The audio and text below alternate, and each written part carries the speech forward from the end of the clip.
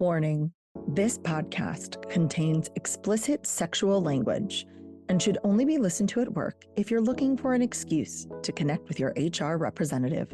Additionally, all mentions of the word women include cis and trans women. For my friends who are genderqueer, gender fluid, figuring it out, anything in between, and feel like this conversation is also important for you, you are welcome here. Will you open up with me? These pages, they can feed your innermost desires. Do you feel inspired? Are you getting what you need? Are you coming curiously? A secret safe with me. And here you can simply be yourself. Jace reads romance. Come on in, come on in, come on.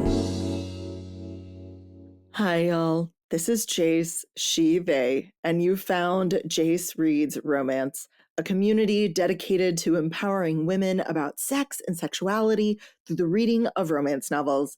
Another month has gone by, and it is time to wrap it up.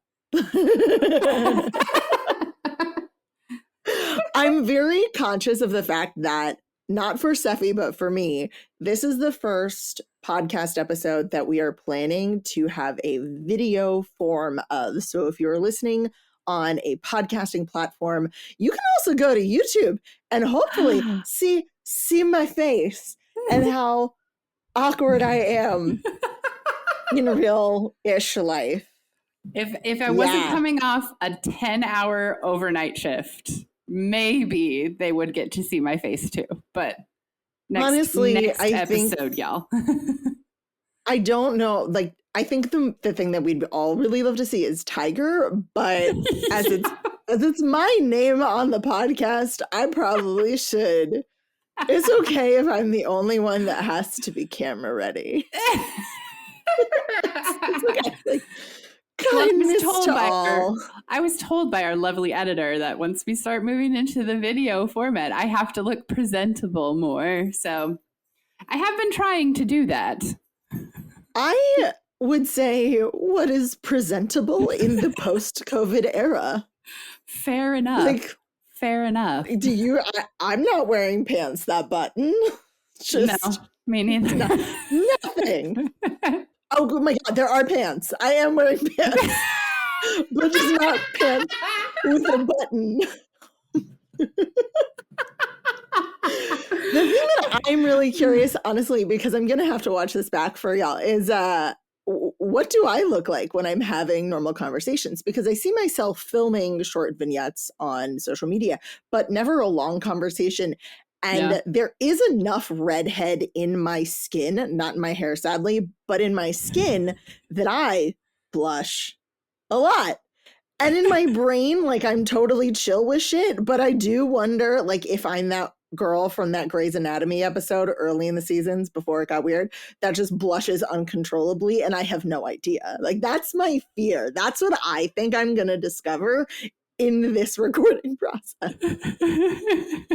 I can honestly say I don't think you do. I think, like, you'll have a moment where it's some topic comes up and you're like, oh my God, and you get really red. But no, for the most part, there's like a lot of makeup good on my face. So, like, if I'm blushing, like, if you can see it, like, something has happened. Full coverage face. Because I'm old enough that I don't understand the dewy look. I don't like it. Anyway, my go-to is a smoky eye, so I can't. My eyes are too round. I look like a 13-year-old who can't use makeup, or like isn't allowed to use makeup and so is using something that isn't makeup. Yeah. Like, my eyes are too round. I can't do a wing because the angle of the wing is like vertical. You're supposed to follow the like the line of your bottom lid, and mine's like right between your eyebrow and your bottom lid. I'm like, that's basically vertical, friends. I Dear God Almighty, I hope that we keep this somewhere, maybe in this episode, maybe in the membership promo package that we'll be launching at the beginning of Ooh. 2025. Ooh. I know, I'm spilling all the tea, which is what I'm going to be doing in this episode. So first off, I want to talk stats because I don't know if I did this last time. So my friend's watching my face. I'm looking at my computer. I'm sorry, I'm looking at a screen because I want to be accurate for you. So statistics of October 2024, I read 22 books. And I don't know if you want, I'll have this picture on of like the full stats breakdown of physical, ebook, audiobook, all of that will be in the show notes. But the important one is, did I hit my diversity goals?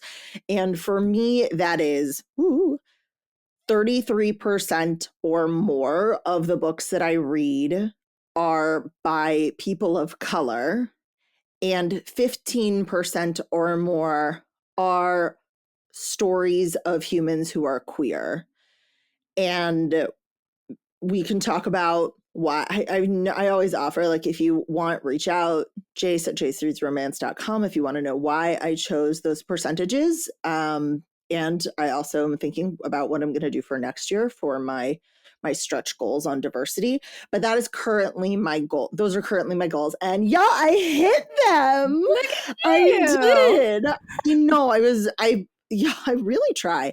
So I had 36.4% of my books were by people of color, and 27.3% were queer stories. Nice. And that was one that I really struggled with a lot. I had many months of just not hitting them.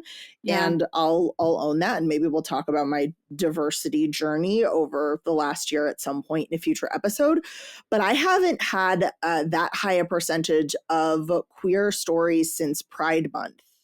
And I feel very proud. So yeah, you should. That's awesome. Well done. Thank you. I feel like I've gotten knowledgeable enough that it's easier for me to know what's out there and put that into my TBR.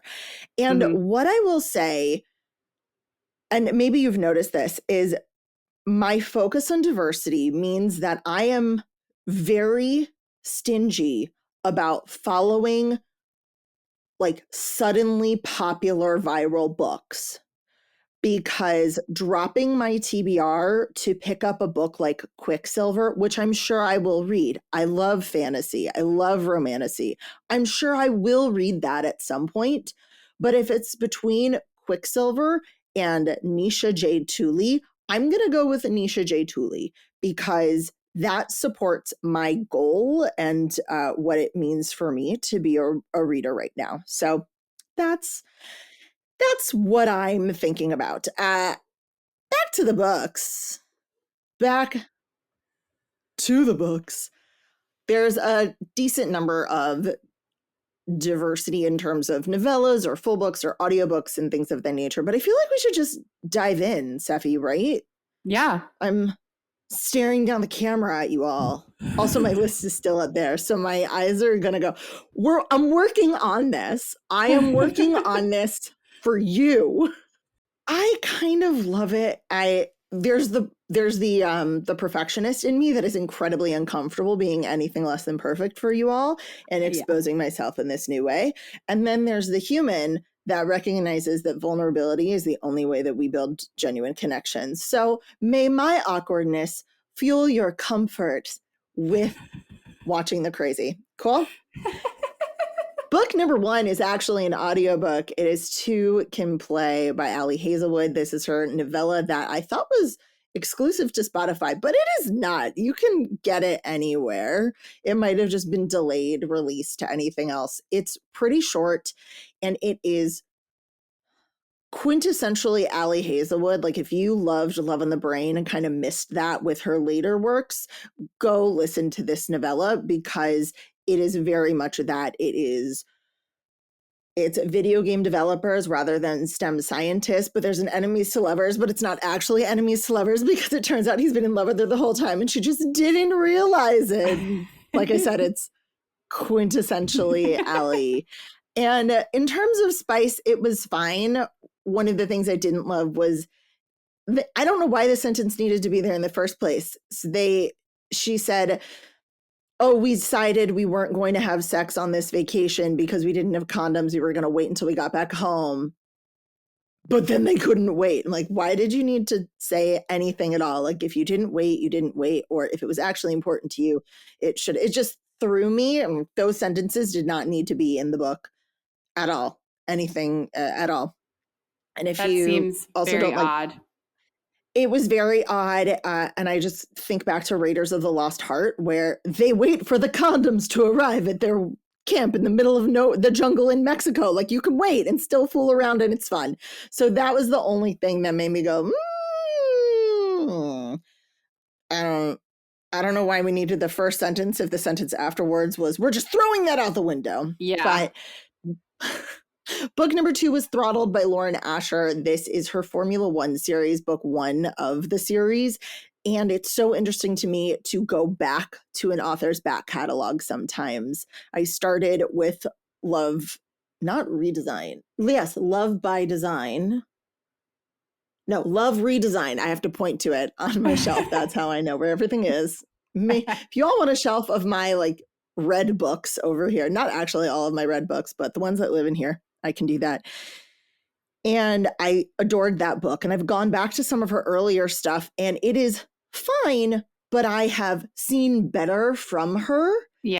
And that was surprising to me and slightly frustrating. She's gotten way better at her male POVs. I was not in love with him at the beginning of it. She had a great first chapter with him. And then I'm just going to my notes. I don't think I realized how little I look at a camera. I look at the people that I apparently don't look at you at all when I'm recording a podcast. So stare deep into my eyes. We'll be fine. I mean, they're gorgeous eyes, so. They are my favorite. They are my favorite body part. And in fact, have I told you this fact about me? Have I talked about this? That I'm so conceited about how much I love my eyes that they're the only organ I will not donate are my irises. You have not told me that. Everything else is fair game except my irises. That's amazing. That is seriously the best. Yeah.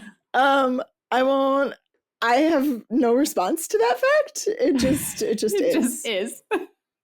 It just is that fact. But Noah had a really great first chapter, and then his second chapter turned him into a complete fuckboy. And I was like, whoa, we had such depth in the first chapter. What's going on? I don't appreciate this. So she got better. The book got better.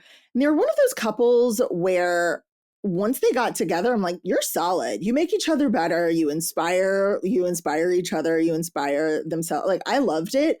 And I know that the series has been picked up by a traditional publisher. And so it's getting re-released. So you're going to start seeing this in stores. You probably already have some of them in a way that you didn't when it was first independently published.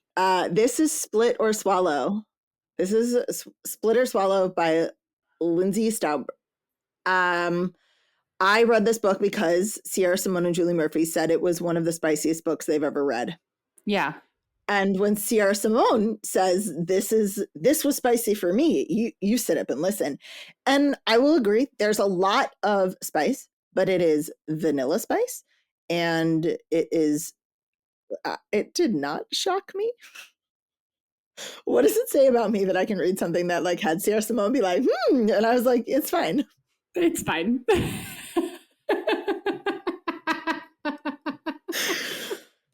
It's fine. If you're looking for plot, there is a plot. The plot is the spice. So the plot is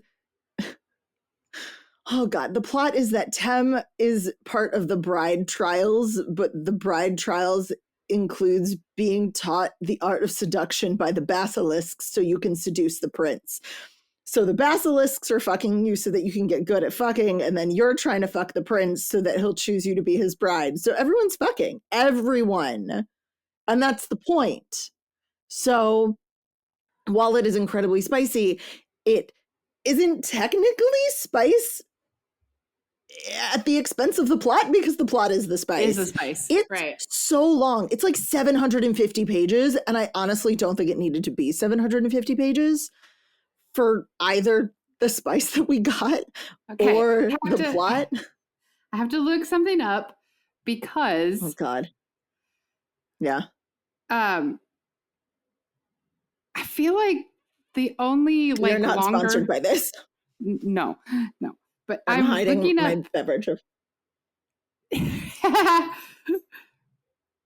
So yeah. War and Peace is 1,200 pages. So that's only like 500 pages short. Like, whoa. Now, Pucking Around is also 700 pages. That was 700 pages of absolutely fucking worth it to me. Okay.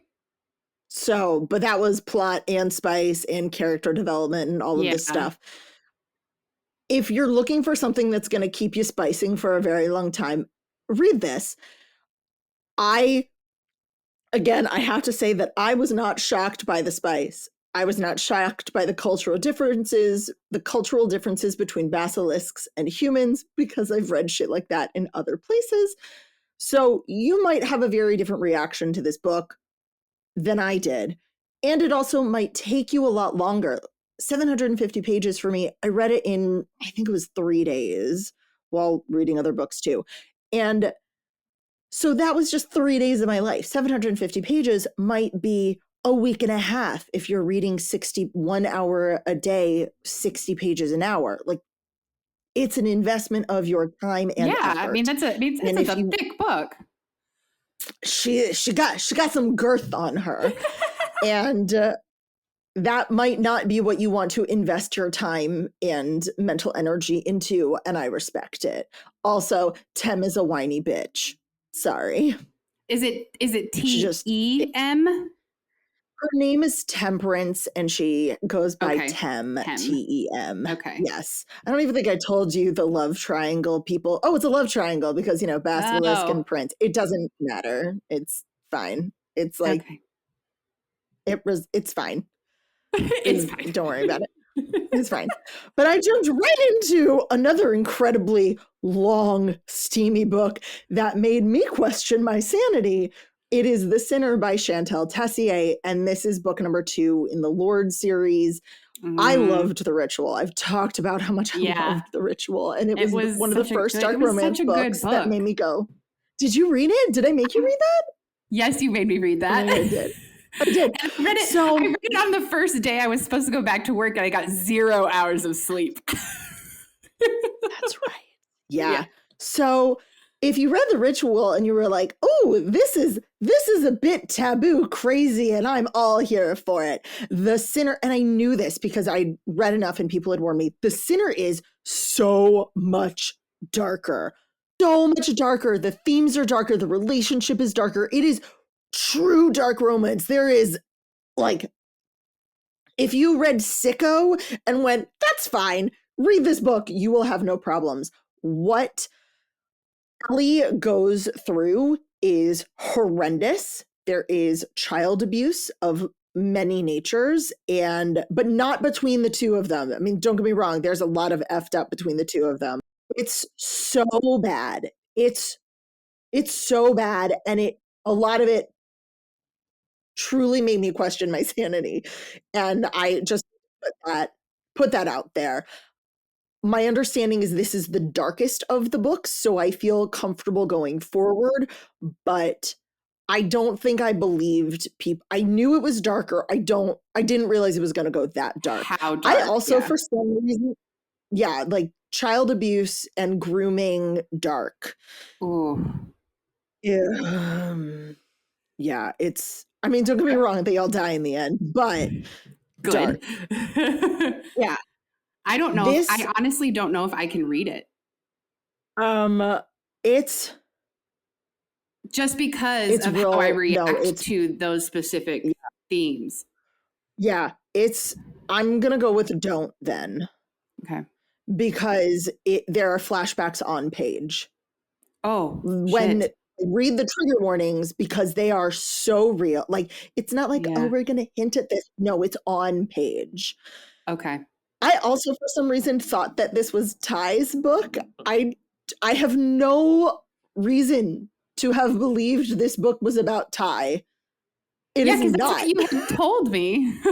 Yeah. I have no one to blame but myself. I thought it was Ty's book. So when Easton showed up, I'm like, what's going on? Also, this book takes place at the same time as the ritual. So there are things happening kind of tangentially to one another.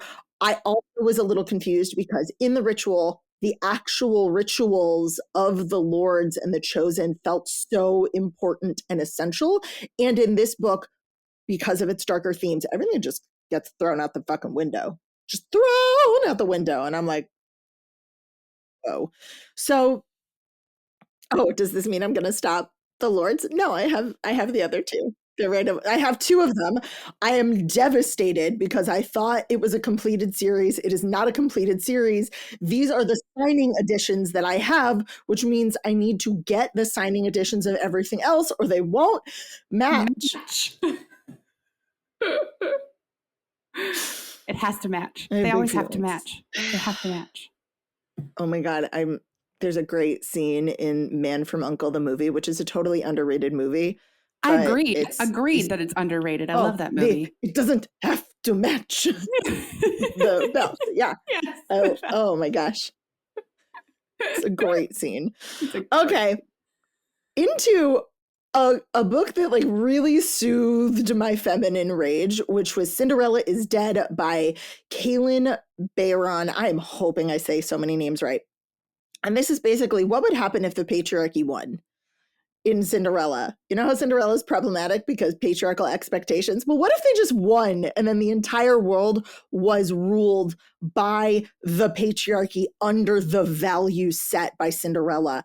And it's a lot. It is a sapphic YA feminine rage novel. So we've got Sophia, who is living in this city, in this kingdom, where all girls at the age of 16 have to go to the ball and get chosen. And if you're not chosen, it's like horrendously shameful. And if you don't get chosen for 3 years, so 16, 17, 18, if 18 years old, you're not chosen, you get sent away somewhere to the work camp. Maybe you're never heard from again. Also, you're not allowed to be queer, and no one's allowed to be queer. And she ends up running away from the ball and becoming, person number one on the most wanted list. Pairs up with Constance, who is a descendant of one of the stepsisters, who tells her, no, here's the real history. And then they fight and fall in love to break down the patriarchy and the prince / king / I won't reveal the secret of the monarchy. It's absolutely fucking bonkers, but it was amazing. And I feel like it's a bit ironic given as to what time period it is. Yeah. Right now. Like I said, this soothed the feminine rage in me. And so if you were looking for something that gives a voice to that, please read this. One thing I will say is seems to be no racism in this world. There's the patriarchy, but while Sophia is a woman of color, no one mentions it in any way, shape, or form. It just reminds me of the essay from Black Love Matters, that in order to make a story that is completely centered on love, you have to be in a world without racism, either a world where everyone is a person of color or in some sort of insular community where they aren't dealing with the racism that exists in the world. And that's the good thing about fantasy. This is fantasy. It's not set in France. It's not set in Europe. It's set in a magical kingdom where there are witches and magic and things. So that can exist. Yeah. Unlike the next book, I have to read this, I always mess up the words. The Very Secret Society of Irregular Witches. I don't know why I always say the Irregular Secret Society. It is by Sangu Mandana, and this is the perfect fall cozy witch vibes if you don't mind minimal spice. Okay. It is like, there's basically no spice, but yeah, spice level 1. Ugh. But it is witches, found family, slow burn, kind of grumpy sunshine. Oh, so cute. Mika Moon is an actual witch, and she was raised by a witch. And the rules about witches are that they are orphans. Whenever a witch is born, her parents die soon after. So they are raised as orphans either by family or, in Mika's case, by another witch who adopted her. But her life is lonely. Witches can work with the magic in the world. And so when they congregate, magic congregates and shit can go wrong. So she's very isolated. She lives by herself. She only sees the other witches in her community once every 3 months. And then she is approached to tutor what she is told are 3 young witches. And she's like, there's no way there are 3 young witches because the rules. But it turns out there are 3 young girls, 10, 8, and 7, I believe, are being raised in this house with this group of humans who are just like doing their fucking best. And she has been brought in to train them. And it is honestly the best thing about this is the found family. The romance is fine. Her and the grumpy librarian at this house. Yes, it's great. And he's overprotective. And he definitely has a few like, I can't believe your life, who hurt you moments.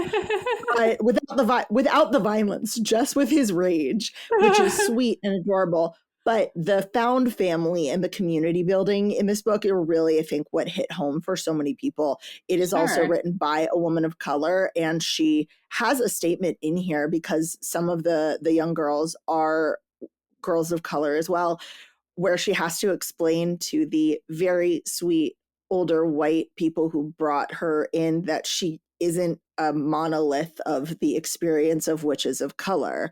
Like, she is her unique self. And I think that's important to remember, that no one human is a monolith for the community or the culture that they come from. Everyone has an individual experience, and you can't just be like, oh, you are this? You must speak for all of you. Yeah. No. Like, I don't speak for all millennials. Like, no. That would be impressive if you did, I just gotta say. The world would be so different.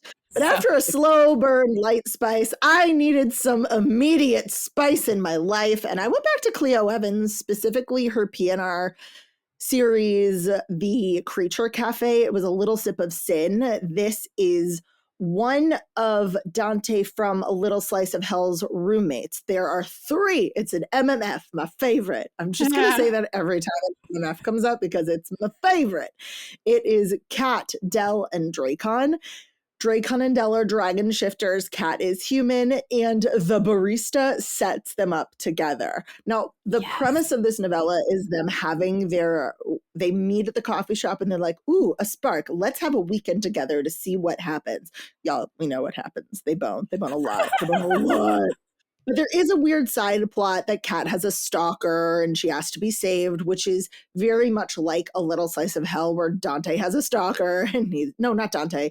Peter has a stalker and needs to be saved. So that might be a trope, but it did add a little something more than just they bone, because they bone. There's also nodding in this. Well, which makes sense. Which I've never seen it outside of a wolf. And see, I've read like dragon shifter stories, and they do nodding as well in a lot of them. I've read dragon shifter stories. I guess I just don't remember, but I loved it. It's very comedic the first time. So Dracon is like real alpha, and Del is kind of like cool, middle of the ground, and Kat is their human. And the first time she actually knots Del, and they're fucking in a bath, which I think is a terrible idea in general, but like they knot and then they're just stuck there for like his knot has to go down. And so Dracon's like, what's going on? And so finds them in the bath and is like, God damn it. You're like, were you just gonna sit here for an hour and get pruny? And so like picks them up and dries them off and puts them on the couch near the kitchen where he's been cooking dinner so we can keep an eye on them. And every so often they have, spontaneous orgasms. It's so funny. It's so funny. This is like equal parts adorable and hilarious at the same time. It's so funny. Though, you need lube. I don't believe that dragon butts are self-lubricating. You can't have a 12-inch monster penis and have condoms. He has condoms, but no lube. Why? I'm hoping in like the 20-something books in this series, someone has lube at some point. Please. At some point, please. But I really like her Creature Cafe series. That's going to be the one that I stuck with. The aliens were fine. Aliens are fine. I just like paranormal a little bit better. Next, I'm going back to OG paranormal. So Kresley Cole is an author that I somehow missed in my OG days. And it's possible because I only went to one bookstore, a chain bookstore that we all know and sometimes appreciate. And I read whatever they had. And this was before romance sections, you're clawing through the fiction section to just in the hope that you find something. So I missed Kresley Cole completely, but she is re-releasing the Immortals After Dark series with beautiful new covers. It's very exciting. And some of her stories are also on KU to drum up a little bit of excitement for that. So I found The Warlord Wants Forever, which is the novella that launches the Immortals After Dark series. I'm not 100% sure. It's 0.5. It's labeled as 0.5, and it seems to have come out the same year as A Hunger Like No Other, which is number 1.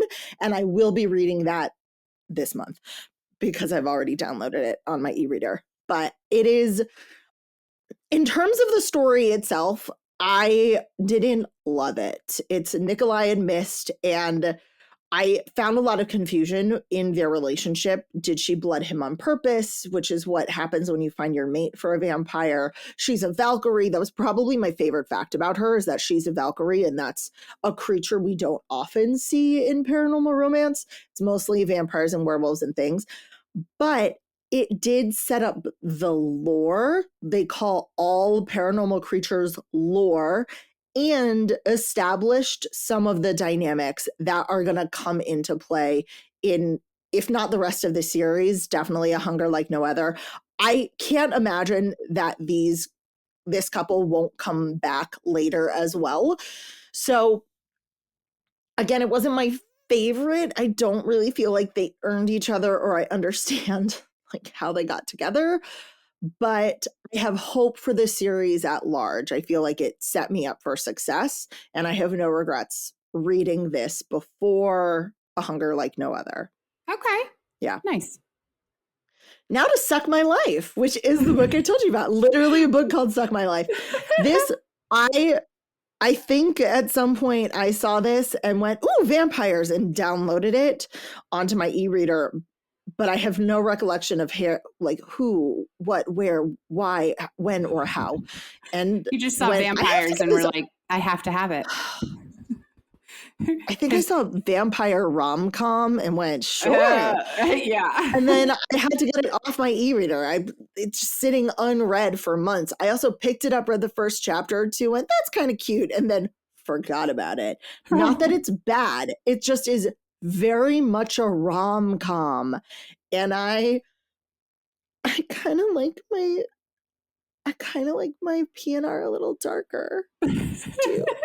I like it a little darker. This starts off, and it's novella length. It's not long. This sets up a series of novellas about this town. But in this particular story, we've got Maya and Death. Nope, no other name, just Death. He's Death. Who was he before he was Death? We have no idea. He's Death. And he essentially learns that Maya is about to die and was suggested to bring her back to his house to be the Queen of Wayward Souls, which there was one, but hasn't been one as long as he's been death.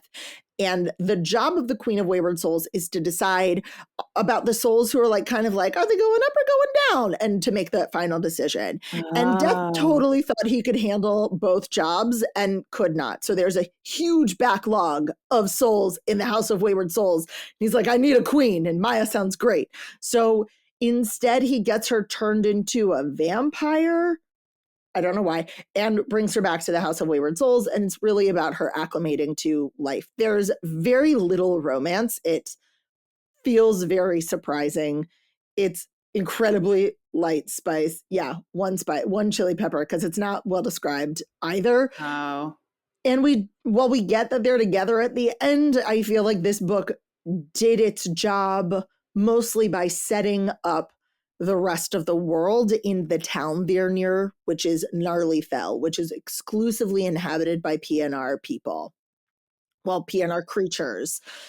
So there are, I think, 8 books altogether about various inhabitants of Gnarly Fell. So if you're looking for a novella series that is specifically rom-com, this is going to be for you. Was it for me? I have a question. Yeah. Yes, it please. Sounds very much like a Hades and Persephone retelling. I mean, no, because she's alone and nobody cares about her and she never goes back to her world. Okay. Well, I mean, a retelling, you can take artistic license. I mean, you can change it. It just, the Queen of Wayward Souls, that's what struck me. Yeah. How it matches up. It's not, I get the title, but in terms of the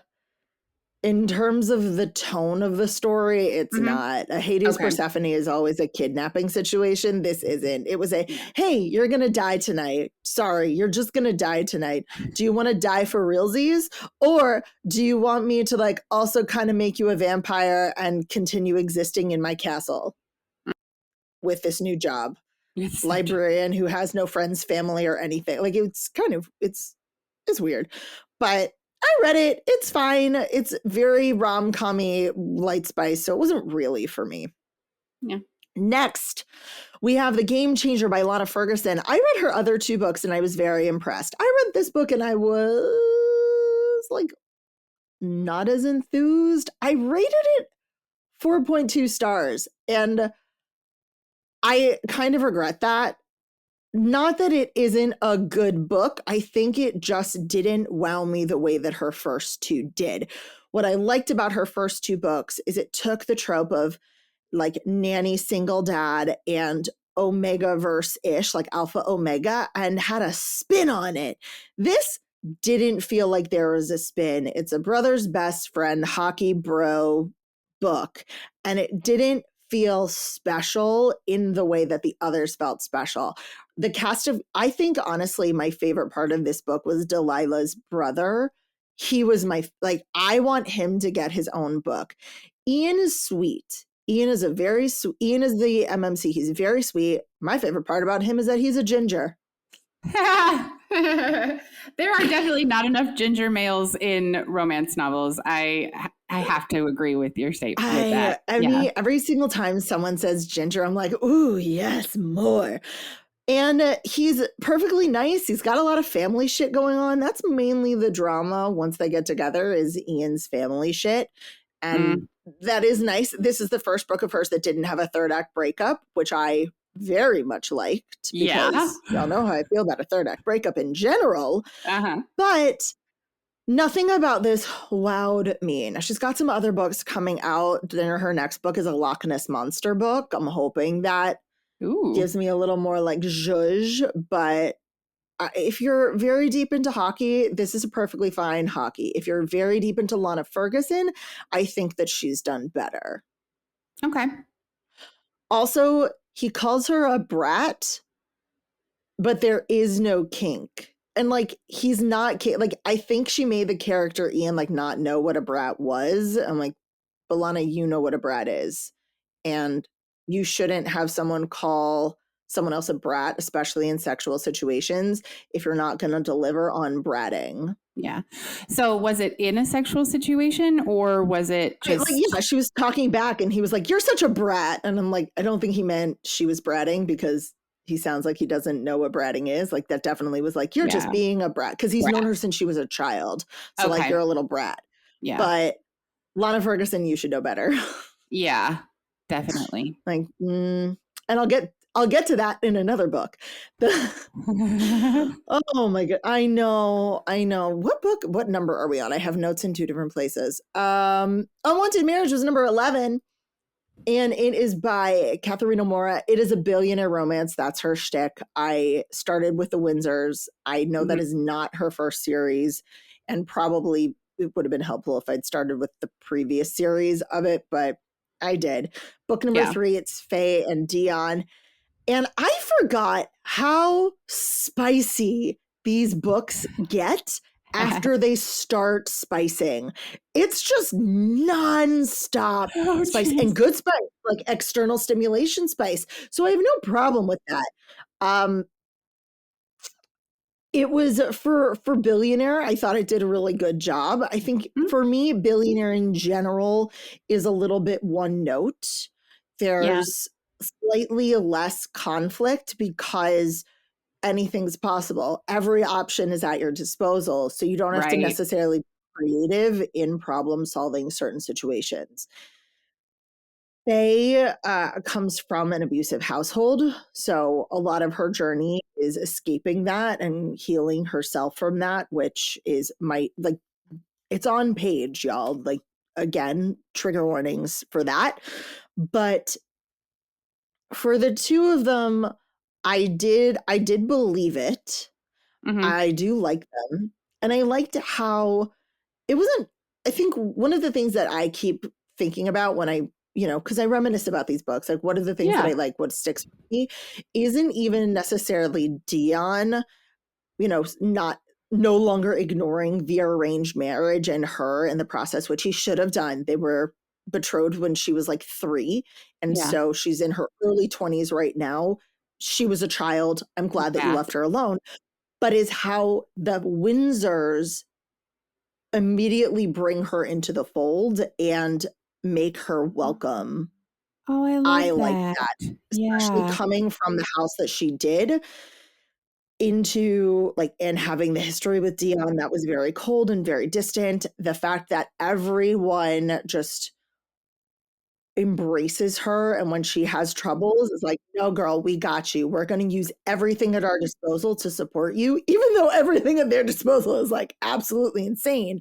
I liked that because it's what she definitely needed. Yeah. Remember how I spoke about Nisha J. Tooley? Well, I read book number 2 in the Artifacts of Oranos series. What do you call a book series that's 4 books? Does that have it's not quad. It's not a trilogy. I think it's just series. That's sad. I know. Because you have a standalone, a duology, a trilogy. You can even call it a duet, trilogy, but nothing after that. So it's a 4-book series. Yeah. Artifacts of Oranos. Last book comes out on the 26th of November.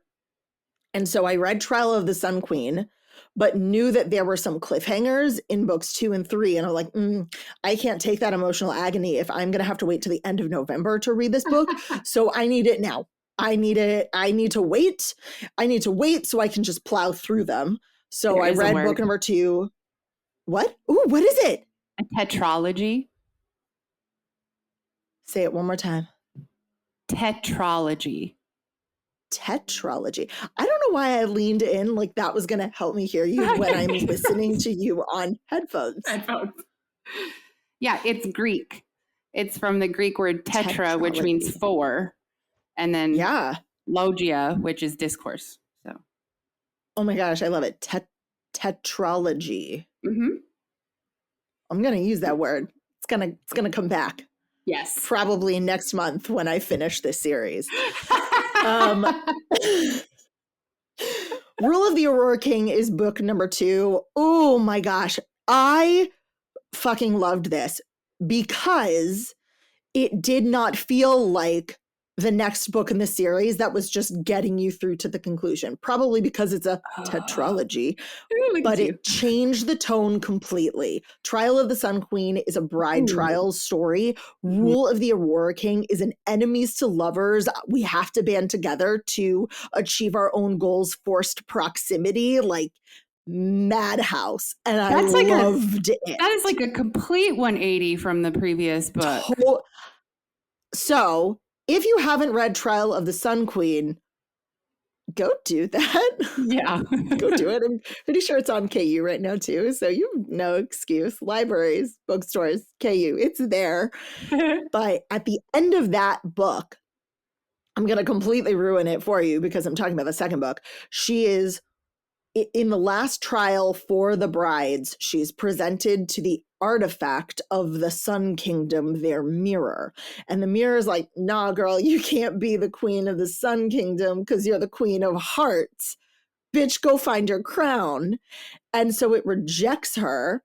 The Sun King is like, you can't reject her. I have to marry her. I want her powers. Throws her in the dungeon. And she is then rescued by Nadir, who is the point of view character. We've been reading the whole book, but never only seen them interact once because, like, I mean, you knew that you were going to get something crazy when you had Nadir as a point of view character. Yeah. And he and his compatriots abscond with her back to Aurora. Whoa. It's great. I know. So then the start of this is Nadir's father is also the person who imprisoned Lore and her siblings in like an absolute cesspit of a prison for over a decade, like when they were children. It's bad. Like their prison time was really bad. So she has a lot of anger and resentment and trauma around Aurora and the king, and she takes it out fairly and unfairly on Nadir. We learn a little bit, like just, I'm going to say there are trigger warnings. There are mentions of, things that women are forced to do in order to be safe in places run by men. And you get that in the first book. And she like holds Nadir accountable by throwing it in his face. She's like, do you know what I went through there? And I'm like, oh, girl. And of course, because I believe, this is my hot take, I think they're fated mates. He like absolutely loses his shit too. Oh my God. But they don't even have penetrative sex. They fool around, they make out. They don't even have sex, y'all. We do get sex because we get a new point of view in this book who is the heart queen that broke the world. It's great. Ooh. It's great. So I know. So I'm like, she's really it's really complicated. Yeah. It's a really beautiful, complicated world where our female main character is a woman of color. Yes. Love it. Yeah. It's amazing. So book number 3 is on my TBR shelf. You've probably seen it. And I'm just going to keep going with it. Do you want to know the really sad thing? So the last book comes out the Tuesday before Thanksgiving, and I've pre-ordered it here in Chicago. I won't be in Chicago. Oh, no. I will be elsewhere. And so I will have to wait until I return home for this book. Oh, no. And we're just not going to talk about it right now, okay? All right. Next book. This book was a bit of a fever dream. It's Chokehold by Lee Rivers and Harley Black. Another one of those, I downloaded it probably because I heard it was a dark romance. And I remember when I was doing Dark December, I had a really hard time finding queer, not like reverse harem, but like queer, dark stories. And I'm much better. I'm nowadays, like clearly my algorithm is like sending me in the right direction. It is an story written by 2 women, but like, that is a whole other podcast episode. We're just going to go with it. But this is fucking dark. This is so dark. Darkity dark, dark, dark. I have a new thing that if it happens in a story, automatically changes it from morally gray to dark romance. And that's it. And I can say it out loud because this is a fucking podcast. If someone's using blood as lube, if someone's using blood as lube, congratulations, my friend. You are now a dark romance. Yeah, I feel like that's a fair Oh my God. It is so dark. It is also taboo. It's stepbrothers, but not stepbrothers that were raised together, stepbrothers whose parents got together and they're like mid to late teens. So Okay. whatever. But Yeah. they hate each other. They hate each other and they fight each other, like hit each other with hockey sticks, like beat each other black and blue, and then Damn. fuck each other's brains out. It is so fucked. And I loved it. This was I really questioned myself because I woke up at like 1:30 in the morning and I was bored by a different book that I read. I will apologize for that maybe later. Maybe later. But so it was 1:30 in the morning. I'm like, you know what? Let me just read this book. Let me open this story up and see what happens. And suddenly it was 4:40 in the morning. Oh my God. It's so hot, y'all. Like, it's so hot. And I love them. It's so hot and they fuck so much. I think I rated it as 4 chili peppers. 4! I'm just gonna own it. I also honestly loved who they became with each other, like the vulnerability they allowed sure. themselves to have Yeah. and the relationship that they built. It's also like 2 people who are like, I'm gonna burn the world down for you at each other. Both of them would burn the world down for them. And there's masks and there's like nothing that happens in this book is kinky. Nothing. Because nothing about this is kink. It's just dark and violent. I loved it.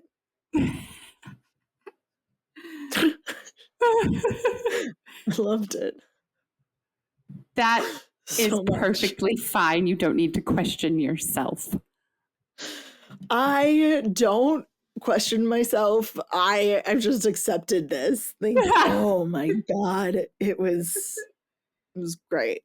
I will maintain eye contact. Next book was The Roommate Risk by Talia Hibbert. This is the final book in that trilogy of mishmashes, The Princess Trap, Fake Boyfriend Fiasco, and The Roommate Risk. I think it's called Midnight Heat.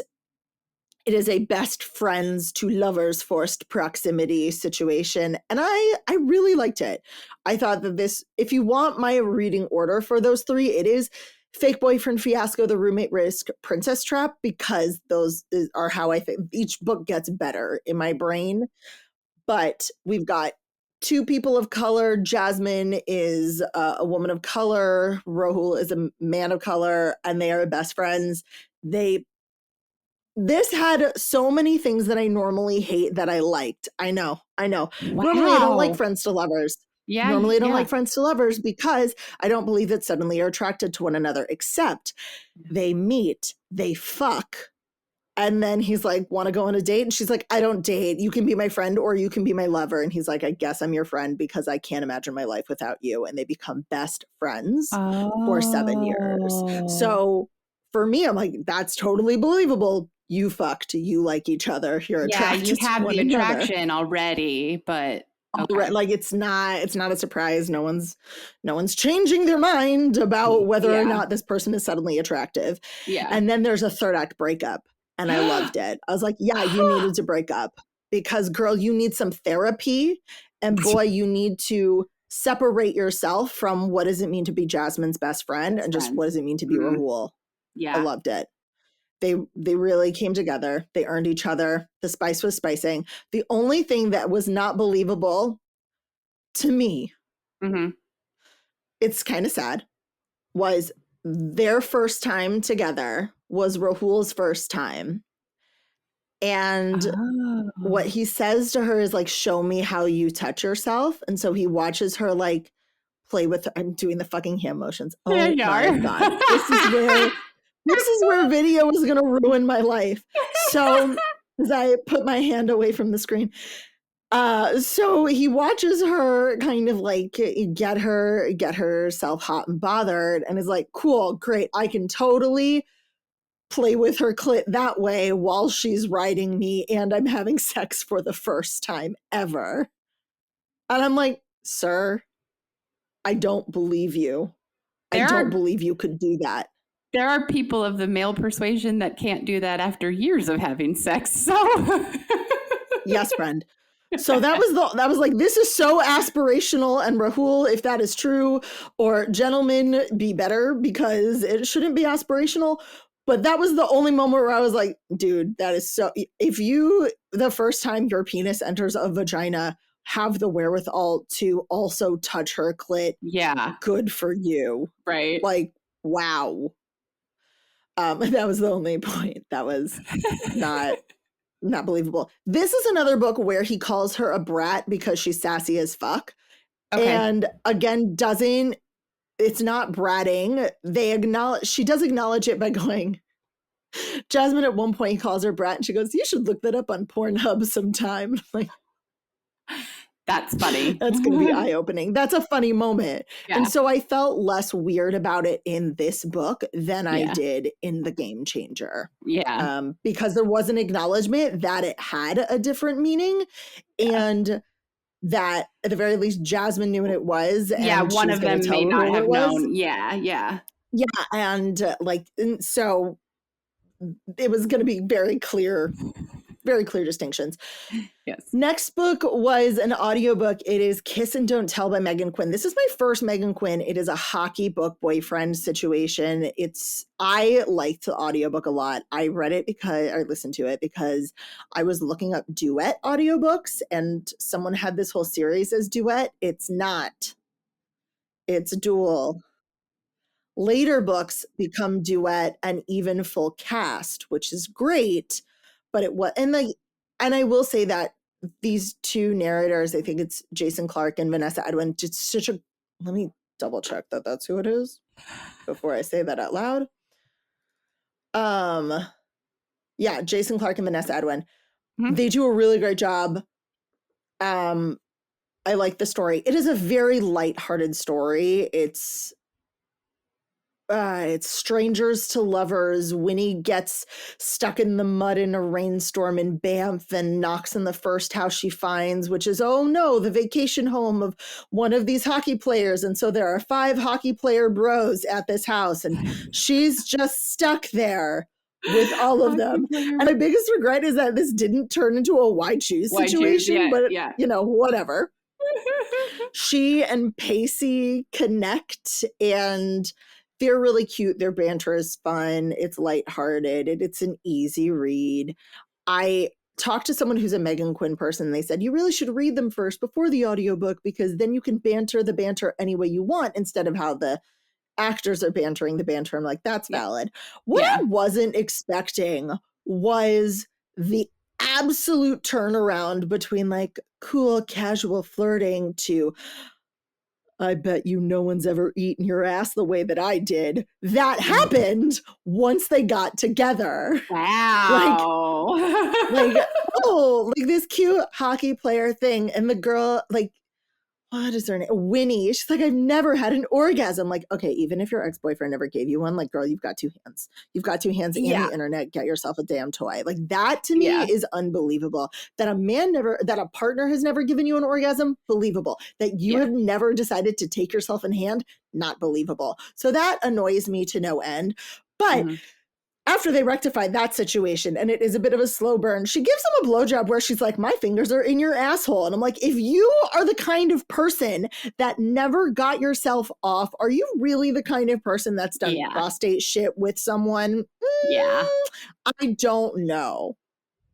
I don't know. That can be, that could be a bit of a stretch. Although she could have had partners that wanted She's her had to. One partner. I'm sorry, one partner. She's had one partner. Okay, so maybe her one partner who only fucked her missionary. Oh, well then no. That's okay. The only thing that I can think of is one of her best friends is a gay man. And if she was like, how do I get someone off? She's like, and he said, prostate, my friend. So that's the only way that I can imagine that happening. But even so, in the moment, I'm like, I don't know if I believe you. Now, the second book in this series, there are 5 books so far, maybe altogether. I'm not 100% sure. I think there were only 5 bros. Is an accidental pregnancy. And I'm going to be really honest with you. Nisha Sharma posted something the other day. Accidental pregnancy has never been my favorite, to be honest. Mine either. But she posted a video and she's like, look, she's like, I'm not calling anyone out, but with the absolute rise of accidental pregnancy stories where abortion is never even talked about, you have to be wondering about these authors' political leanings, where people have babies and they seem to be thrilled about them because they didn't succeed in protecting themselves. Yeah. And that like hit me really hard. That's a valid thought. It's such a valid thought. Yeah. And I might have to skip that book. Yeah. To be very frank. I mean, that's fair. Because so I might have to skip that book forever or for right now. Mm-hmm. But after listening to that and kind of sitting with that, and we are recording this on election day. We are on like the morning of it. So we have no idea. Like by the time this is released, we still might not have an answer, but of what's happening in America. But right now we really don't. And so I'm not in a place where I can read that. Yeah. But what I could read was For Never and Always by Helena Greer, which is book 2 in the Kerrigan's Christmas. Oh, my friends, I'm going to ruin it for you. So if you were with me for Season of Love, besides the fact that I had all the technical difficulties in the world with that book, it was a misprinted book, which it's just my favorite story about a book forever. This is Hannah and Levi, who Hannah was in the first book. Levi was talked about, and Levi left. They were dating and they broke up and he left and has been gone. No, they weren't dating. They got fucking married. They were secretly married. And he comes back to Kerrigan's and is like, I want my wife back. Oh my God, it's so hot. There's something about a marriage in crisis that hits different than a second chance romance. It hits different. Yeah. It does. It does. Oh my God. Levi comes back and he's like, I've lived the last 4 years without you. I never called because you told me not to. I didn't come back because you told me not to. But once you said I could come home, I am here and I am ready and I'm not living the rest of my life without you. And I was like, swoon. It is a fade to black again. Oh, no. I know. I have big feelings about that. But Helena Greer said the third book in the series is her spiciest, which, I mean, you don't really have to. There's so much to do that. I mean, so little has to happen for it to be spicier than these fade to black books. But I will continue. And oh my God! So they bone like right away. He like finds her in a dark room and he's like, the door's closed, pants are off. It's so funny, which I love also because so really what they do is they go on this journey of both self-reflection and reflection as a couple. And I think that it really speaks to the fact that you have to make yourself healthy and strong and capable on your own before you can deal with another human who is also flawed. Yeah. And I don't want to say this in a way that's insulting to anyone, but marriage is different than dating. It is. You can be dating and on your way to marriage, but marriage is different than dating. And marriage requires a community and support in a way that dating just doesn't yet. And what they didn't have because they got married in fucking secret. Let me tell you, that was a great Passover Seder where he spills the beans in front of her whole family. Oh my God. On Passover? Oh my God. On Passover. I mean, the book opens with like, he comes home and Passover's in like 2 days. So like, it's just a thing. But yeah. Oh my God, it's so good. But then at the end, so he says like, I want 5 dates to prove that I'm different and we can work. And at the end of it, he goes, I propose a 6th date to a marriage counselor. And I was like, yes, sir, because you need it. If there's something in a marriage and a true commitment to one another, and you can be really committed in dating, I'm not saying you can't, but when you've made a lifetime commitment to someone, if there is something where you cannot understand the other through no fault of your own, we just use different words for different things. Yeah, go get some fucking help. Yeah. Also, he is demi and pansexual. Levi comes out as demi and pan, which is so funny because I said they bone. The only person he's ever experienced sexual attraction for is Hannah. And he says to her, like, if you transition tomorrow, I'd still be just as attracted to you because it's you and not it's your gender. Yeah. Whatever. There's a phrase he uses. He says something like, it doesn't matter who I have pants feelings for. I'm like, that is one of my new favorite phrases. Pants feelings. Oh my God, yes. Thank you. I love it. And so it's just so happy and so wonderful. Please, Kerrigan's Christmas. And the cast of characters around them is also just as great as it was in the first book. Back to MMF, the best. I read a little spicy novella a while ago called Trick Shot by Kayla Gross, and I fell in love, and it was so spicy and it was so amazing. And she came up with another one, and my entire TBR went out the window.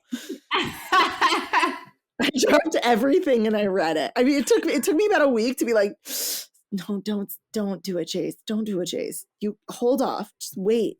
No, I didn't. I didn't wait at all. It's called X's and O's by Kayla Gross. It is an MMF, the best romance. And it is a snowed in poly romance where Nathan has just quit his job. He's driving up the mountains to go see his sister. His car goes off a snowbank. He almost dies and is rescued by a couple who was out in the snow because they were engaging in some primal play. That like legitimate primal play. Like Chase, safe words, all of that. The best sentence ever.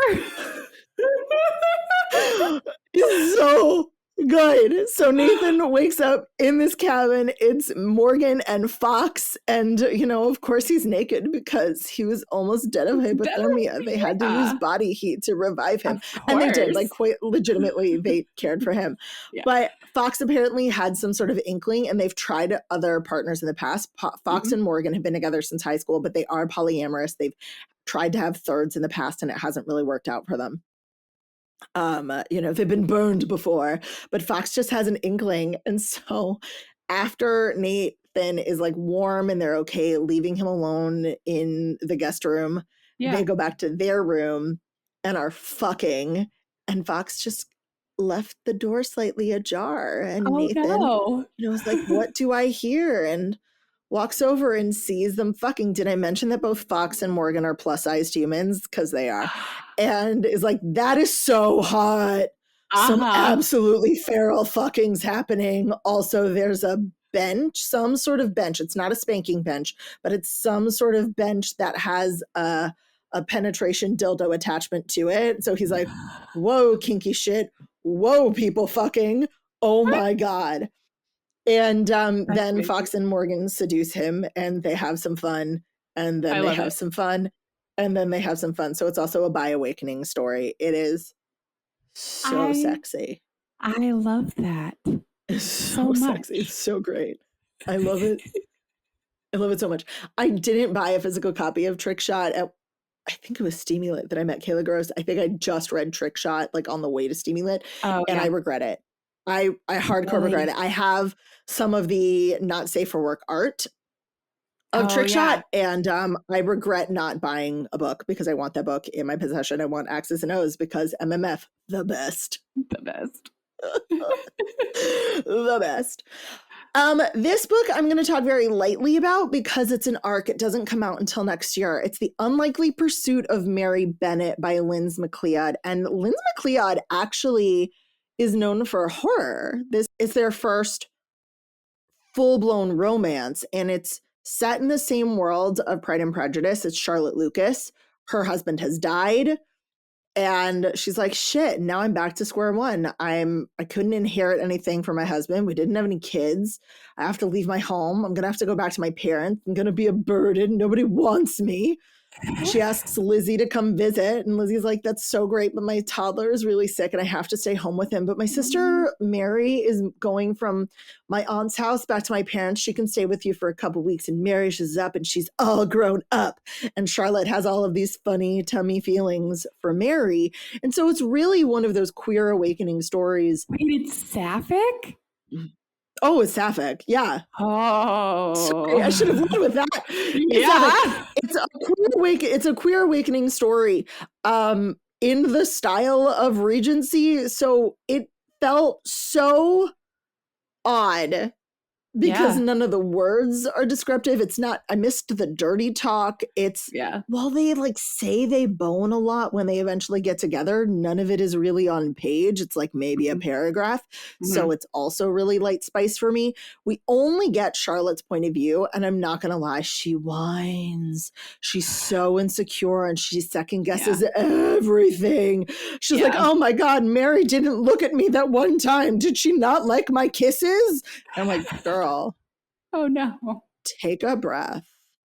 But what this story does have is a really beautiful queer community that Charlotte finds, that Mary introduces her to. And so Charlotte realizes she's not alone. And like, there's a moment where she's like, I thought I was the only one. Oh. Oh, I know. I know. Oh, So that if you just don't hits mind a me so really hard. like, oh my God, it hit me too. And it made all of her annoying like insecurities. Like, I'm like, oh, I get it. I get it. If you think you're the only person in the whole Yeah. world. And so by the end of this story, she has a really beautiful found family, both with Mary and with the I people that love are that. around her and that she confides in and such. It is light. She is a lot. I kind of wish we got some other point of views just so we didn't spend the whole time in her head. In her head, yeah. But yeah, in her head was a lot, but it was good. Like, it was good. Would I buy it? No, because there's like no spice. It's not like Delilah Green doesn't care. It's like no spice. But Yeah. if you're looking for a light spice sapphic romance, congratulations. This one also has corsets. Yes. Okay, back to King of Greed by Anna Huang. I seem to like every other book of hers that I read, and this was the one I liked. I did not like King of Pride. Yeah, you did not. Loved I did not. I stand by that. But I really liked King of Greed because guess what? It's another marriage in crisis. I love it. Another marriage in crisis. And this one, it's Alessandra and Dominic. And if you've read the Kings of Scene, if you've read the earlier books, King of Wrath and King of Pride, you will have seen Alessandra and Dom. And this story, not to ruin anything, but like to ruin a lot of things, they do end up divorcing. He gives her a divorce and then is like, Oh. I might have given her the divorce, but I am not out of this. I am going to win her back. Mm. And what I like about this story is at the beginning of it, it feels like we're supposed to view Dom as the bad guy. He's spent too much time at work. He's not caring for Alessandra. He's breaking promises to spend time with her because of X, Y, and Z. But the reality of coupledom is it's rarely ever one person's fault. Mm-hmm. And Yeah. Alessandra takes ownership for losing herself in the process. Did Dom make her? No. Did she acquiesce? Did she give things up? Did she not seek out stuff in her life to make herself fulfilled on her own? Did she not demand time of Dom until suddenly it became too much? Like, yeah, she didn't handle, like, yeah, he should have spent time with his wife, but also she didn't demand it of him. And so what happens in their separation is they're both able to glean some perspective on what their relationship had become, where they had veered off the path that they'd wanted, and come back together in a way that is incredibly supportive of each other. I like that they don't expect perfection of the other right away. They just expect effort, especially Alessandra. She's not expecting perfection. She's not expecting, that you aren't going to lose track of time when you're at work and something big happens, but that you will remember and prioritize and call and make me the more important thing. You know, even though Put someone in was that- holding a gun to your head. Don't worry about it. No, literally, don't worry about it. But like literally in that case, there's a side plot with Banks that is neither here nor there. Don't worry about it. Okay. His brother's like a mercenary assassin. It's not like a big deal. Don't worry. It's fine. It's fine. It's fine. Though it does make me really nervous to read the next book because it truly seems to be every other book Every I like. other book, yeah. Every other book.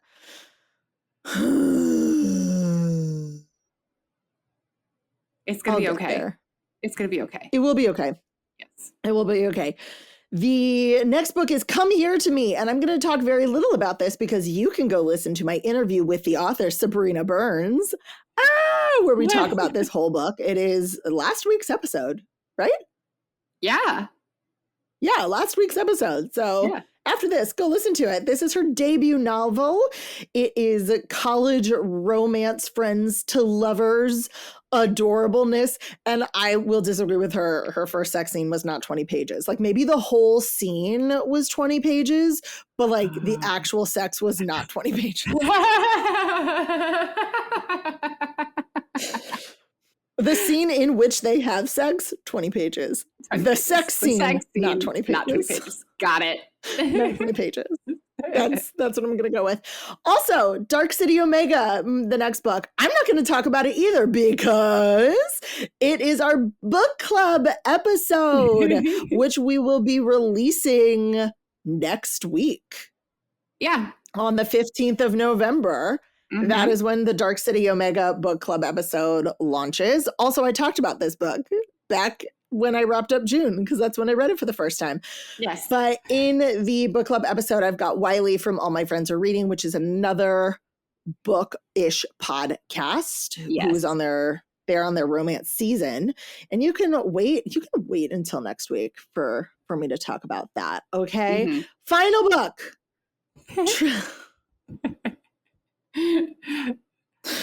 Okay. Dark City Omega, because I loved that book so much, and also Life Shit. I went into a reading slump. So between Tuesday morning, mid-morning, and Thursday morning, I didn't read it all.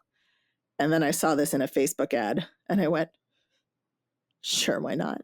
Oh, the final And book? I downloaded the final book. I downloaded Trick My Treats by Reese Rivers, which is a dark romance Halloween novella where everyone's wearing masks and it's not kinky, but they acknowledge that they're like, normally I'd use negotiations and words because I like kink in my real life, but I've kidnapped this woman, so I'm not going to. We're just gonna fuck. Also, it's brothers sharing. It's a wide shoes brothers sharing situation. Holy crap. I'm also not sure if this counts as a romance because it's not a happily ever after. I don't even really think it's a happy for now, even though the author's kind of like, but isn't it? I just hope that they get another story because this had a twist that I fucking died on. It's a novella and there was a twist, y'all. It was Okay. so much fun. Don't spoil that I'll twist. I won't spoil that twist for y'all. I might spoil it for Seffi when we're done with this recording. But oh dear God, it was spicy, it was kinky, it was everything that I needed, and then I still didn't read for another 2 days. So we're working on it. But that is it. That's all the books that I read in the month of October. I had fun reminiscing with you, Seffi. I hope you did too. Y'all, it's my Always. face. Did you like seeing my face? If you are watching this as a video, please comment something nice. No, Please like, comment something nice. please say something nice. Please. If you were not watching my face, I honestly don't blame you. Oh, Not that I'm not fun to watch. Not that I'm not fun to watch, but I also understand the beauty of a audio media, like an oral medium. So if you don't want to see my face and you want to be able to wash your dishes and still listen to my voice, yeah, fuck off. You don't have to watch it on YouTube. You can absolutely listen to wherever you listen to podcasts. But so we've got some fun stuff coming up for the rest of this month. I hope you enjoyed listening to all of these crazy books that I read. This was, it ended up being a much darker, more soul-searching month than I was expecting.